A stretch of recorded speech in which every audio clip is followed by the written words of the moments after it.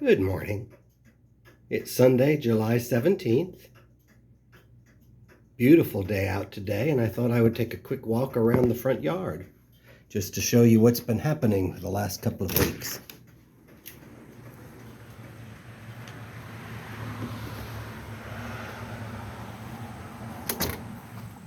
Well, you can see right off the bat that my lily of the Nile is doing extremely well on this side of the porch. There's a bee working things over. This side just has the one blossom, but it has a beautiful lush green base, so oh, there's another bee working that one over too. They like this area. The Cycads are doing really well. Here you can see the female flower on this side of the porch is looking huge. And as I mentioned yesterday, the old blossoms from last year are down at the base, and it's extremely picky, so I'm not gonna get in there too much, but there's a seed from last year. So apparently while the new seeds are forming, the old seeds get loose like that and fall out. They can be planted to give you a whole new cycad. They sprout readily. Here's my Australian tree fern. It's doing pretty well.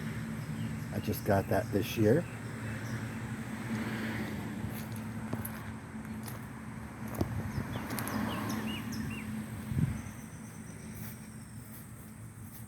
Here's the other female cycad in the front. This one's a little taller, and you can see the seeds from last year falling out. I don't know if I can show you the flower easily because these fronds are very picky.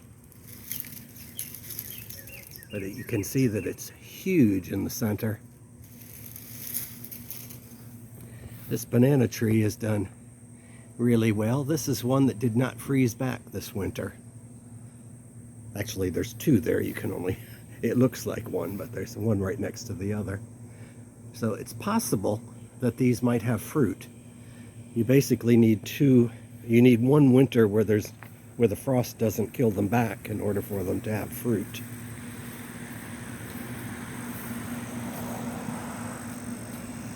I planted these pink daisies, coneflowers, a couple of weeks ago, and they're doing well. And I've got some white Christmas caladiums coming up here. What I did is I bought these 4 white Christmas, the white caladiums there, and the store I bought them from also sells bulbs, and they're trying to get rid of them for the spring, or summer I should say, and they gave me the dregs of the white Christmas caladium bulb box, and so they were all little half-inch, no one would pay for them, half-inch bulbs, so I just planted them in clumps there, and I put a few over here as well, so they are growing. These other caladiums I had for probably 5 or 6 years.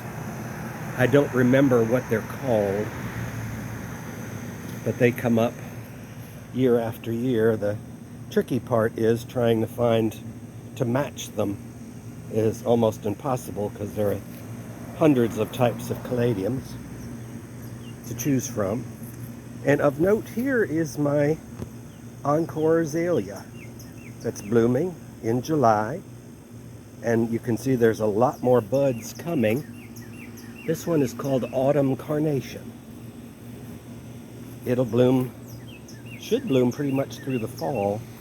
This side I trimmed back because it got a little scraggly, and as you can see it's just awash with buds, which is good.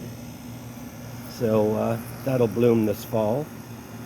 You can see I haven't been out here to weed my walkways. That's birdseed. I take the bird feeder over here to fill it and the excess, the old seed falls out and sprouts. Those ferns seeded themselves. I guess technically they don't have seeds, they spored themselves. But I did not plant them there. They happened to show up about 5 years ago. And since they liked it here, I didn't plan on planting ferns. I split them, and I have 4 clumps of ferns back here. I put basically one in each corner. There's a clump back there, and over there, and then finally over there as well. Coneflowers are doing well. This is a difficult bed in the summer under this bird bath because the trees leaf out and it's not very sunny. So a lot of the flowers, especially these coneflowers, do like full sun. In fact, I see one of them has died. It's just too damp and shady there. There was one over there. But it is what it is. Live and learn. I'll put something else there.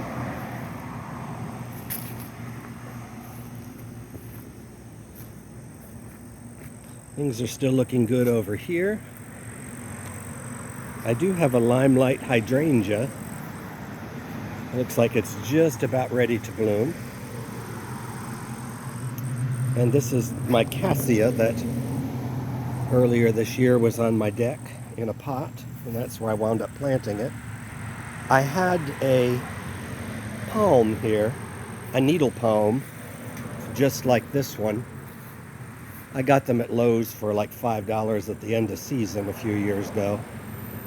And in any event, I wanted room for a cassia, so I dug up this one and planted the cassia in its place and set that other one in the backyard. It's done miserably and probably will die, but I only paid $5 for it, so it's not the end of the world. This cycad was a seedling. That was one of my own cycads that sprouted, and I just saved it, and this is probably about 5 or 6 years after the seed sprouted. So the cycads are quite easy to propagate from seed. There's sort of a view into that area.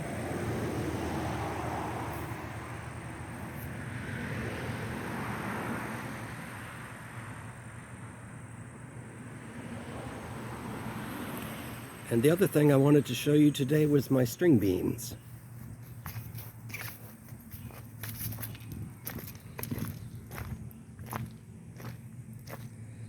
They're doing real well against the front fence.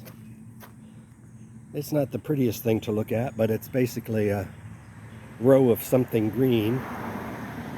And they're not going to be up there much longer, but this is really the sunniest spot that I have on my property. And you can see it's in shade now.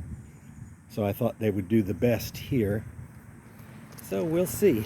I see some of them have flowers. I don't see any little string beans yet, but I've got them tied to the fence.